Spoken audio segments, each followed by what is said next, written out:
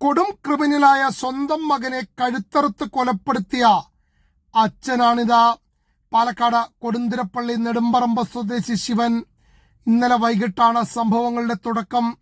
21ലധികം criminal കേസുകളിലെ പ്രതിയായ മകൻ ഷിജിൽ മദ്യലഹരിയിൽ ഭാര്യയെ ഉപദ്രവിക്കുന്നു.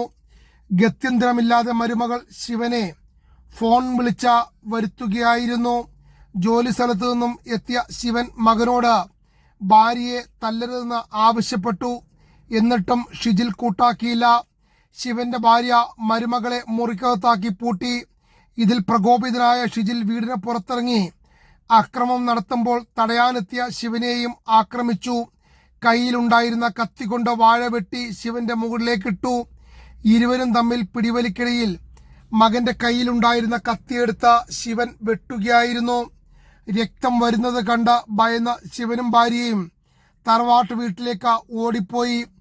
കഴുത്തിന് മുറിവേറ്റ ഷിജിൽ നടന്ന സുഹൃത്തിന്റെ വീട്ടിലെത്തി വിവരം പറഞ്ഞു. എന്നിട്ട് സുഹൃത്തിനൊപ്പം ബൈക്കിൽ പാലക്കാട് ജില്ലാ ആശുപത്രിയിലെത്തി. അധികം വൈകാതെ ഷിജിലിന് ജീവൻ നഷ്ടമായി. ആരാണ് കഴുത്തിന് വെട്ടിയതെന്ന് ഡോക്ടർമാർ ചോദിച്ചപ്പോൾ സംസാരിക്കാൻ കഴിയാത്തത് കൊണ്ട് പേപ്പറിൽ ഇങ്ങനെ എഴുതി, നോ പ്രോബ്ലം ഫാദർ എന്നാണ് എഴുതിയത്.